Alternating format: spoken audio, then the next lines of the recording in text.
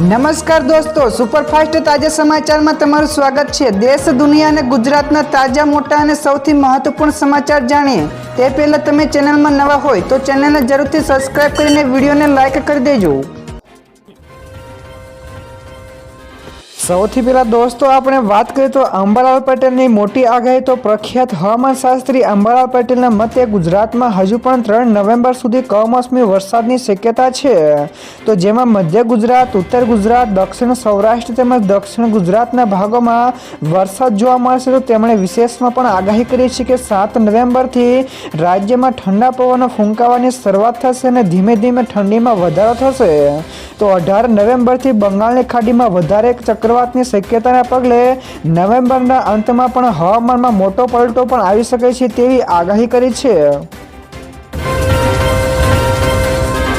તો દોસ્તો બીજા સૌથી મોટા સમાચાર સામે આવ્યા છે। જિલ્લા પ્રભારીઓની નિમણૂક થઈ છે, જેમાં પહેલી યાદીમાં છે હર્ષ સંઘવી વડોદરા અને ગાંધીનગર, કનુભાઈ દેસાઈ સુરત અને નવસારી, જીતુ વાઘાણી અમરેલી અને રાજકોટ, કુંવરજીભાઈ બાવળિયા પોરબંદર અને દેવભૂમિ દ્વારકા, નરેશ પટેલ વલસાડ અને તાપી, અર્જુન મોઢવાડિયા જામનગર અને દાહોદ, ડોક્ટર પ્રદ્યુમન વાજા સાબરકાંઠા તેમજ જૂનાગઢ તેમજ બીજી નિમણૂકની યાદીમાં રમણ સોલંકી ખેડા અને અરવલ્લી, ઈશ્વરસિંહ પટેલ નર્મદા, મનીષા વકીલ છોટાઉદેપુર, પરસોત્તમ સોલંકી ગીર સોમનાથ, કાંતિલાલ અમૃતિયા કચ્છ, રમેશ કટારા પંચમહાલ, દર્શન વાઘેલા સુરેન્દ્રનગર, જયરામ ગામિત ડાંગ તેમજ સ્વરૂપજી ઠાકોરને પાટણ તેમજ રીવાબા જાડેજાને બોટાદ જિલ્લો સોંપાયો છે।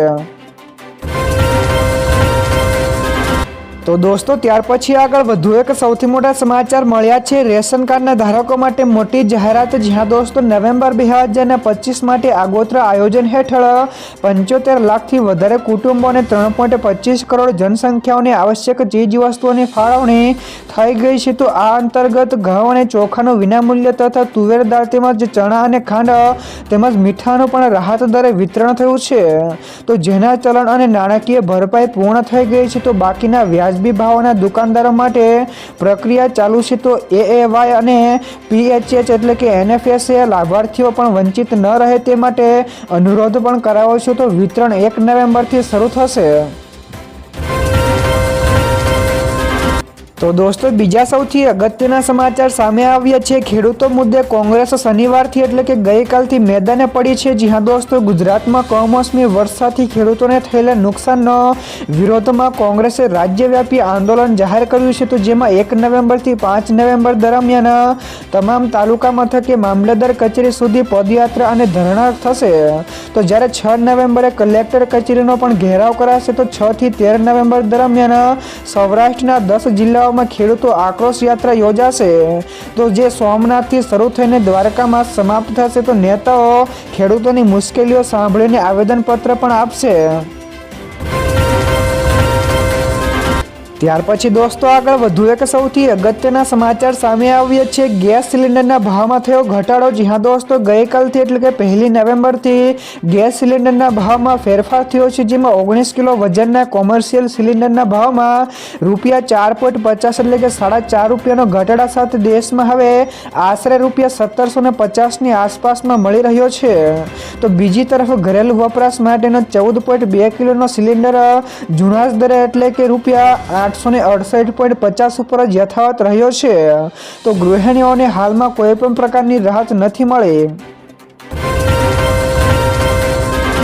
ત્યારબાદ દોસ્તો ફટાફટ આગળના બીજા સમાચારની વાત કરવામાં આવે તો ₹500ની નકલી નોટોમાં ધરખમ વધારો। જી હા દોસ્તો, નાણાં મંત્રાલયે નકલી નોટો અંગેના ડેટા જાહેર કર્યા છે, જે અનુસાર નકલી ₹500ની નોટોમાંની સંખ્યાઓમાં વધારો થયો છે। તો 2023માં 51,110, જ્યારે 2024માં 85,711, જ્યારે 2025માં આ સંખ્યા વધીને 1,17,722 નકલી નોટોનો આંકડો થયો છે।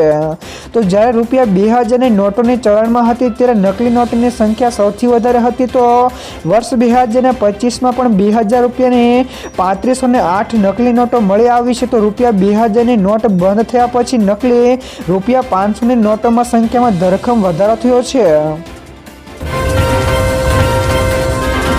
તો દોસ્તો બીજા સૌથી મહત્વપૂર્ણ સમાચાર સામે આવ્યા છે। પહેલા કુદરત રૂઠી તો હવે સરકારે પણ મોં ફેરવ્યું। જ્યાં દોસ્તો રાજ્યમાં માવઠાને લીધે 10 લાખ હેક્ટરથી વધારે જમીનમાં મગફળી, કપાસ, શેરડી સહિતના ઘણા બધા અન્ય પાકોને પણ ભારે નુકસાન થતાં ખેડૂતોને આર્થિક રીતે બેહાલ થયા છે।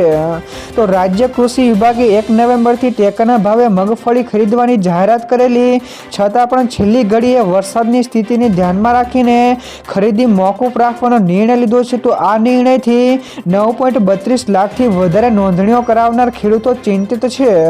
તો કેમ કે ભેજવાળા માહોલમાં મગફળીનો જથ્થો સાચવવો ક્યાં તે ખૂબ જ મુશ્કેલ બની રહ્યું છે।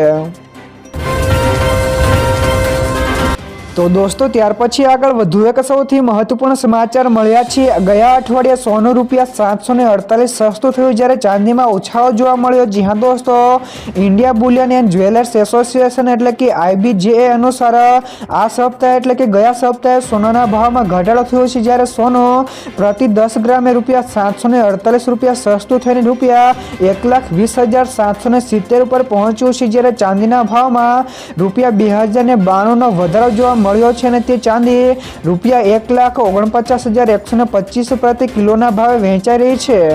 જો કે આ વર્ષે અત્યાર સુધીમાં સોનું ₹44,608 અને ચાંદી ₹63,108 જેટલી મોંઘી થઈ છે।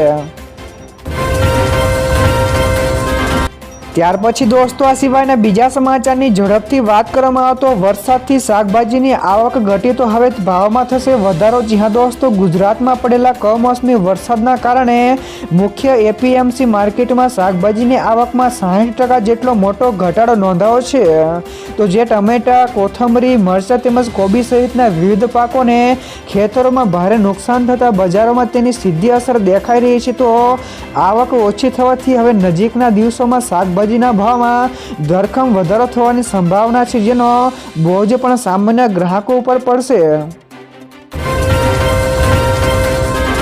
તો દોસ્તો બીજા સૌથી મોટા સમાચાર સામે આવ્યા છે। ગુજરાતની તમામ જિલ્લા કોર્ટમાં A4 પેપર ફરજિયાત। જ્યાં દોસ્તો ગુજરાત હાઈકોર્ટે પરિપત્ર જાહેર કરીને રાજ્યની તમામ જિલ્લા અદાલતોમાં 1 જાન્યુઆરી 2026થી નવા નિયમો ફરજિયાત કર્યા છે। તો હવેથી તમામ કાયદાકીય દસ્તાવેજો માત્ર A4 સાઇઝના પેપર ઉપર જ દાખલ કરવાના રહેશે। તો આ ઉપરાંત કોર્ટે ગુજરાતી તેમજ અંગ્રેજીના ફોન્ટ તેમજ લાઇન સ્પેસિંગ તેમજ માર્જિન માટે પણ ચોક્કસ નિયમો નક્કી કર્યા છે। તો આ પગલું ફાઇલિંગની પ્રક્રિયામાં ચોકસાઈ તેમજ એક સમાનતા માટે લાવવા માટે લેવામાં આવ્યું છે।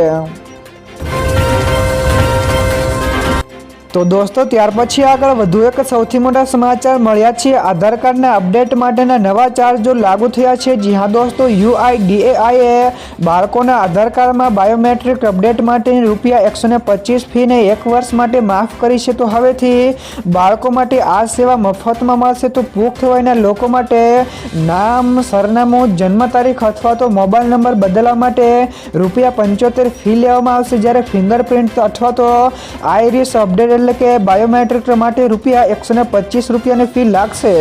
તો કેટલીક વિગતો હવે દસ્તાવેજ વગર પણ ઓનલાઈન પણ સુધારી શકાશે, જેના કારણે પ્રક્રિયા વધારે સરળ બનશે।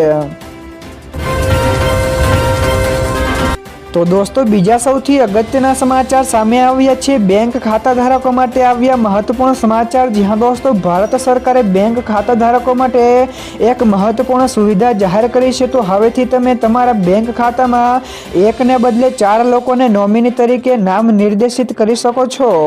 તો વધુમાં તમે દરેક નોમિનીને મળવાપાત્ર રકમની પણ ટકાવારી પણ નક્કી કરી શકો છો। તો આ નવા નિયમો 1 નવેમ્બર એટલે કે ગઈકાલથી જ અમલી બન્યા છે। તો આનાથી ખાતા ધારકોના મૃત્યુ બાદ ખાતાની રકમના વહીવટી તેમજ વારસાની કાનૂની પ્રક્રિયા ખૂબ જ સરળ અને પારદર્શક બનશે।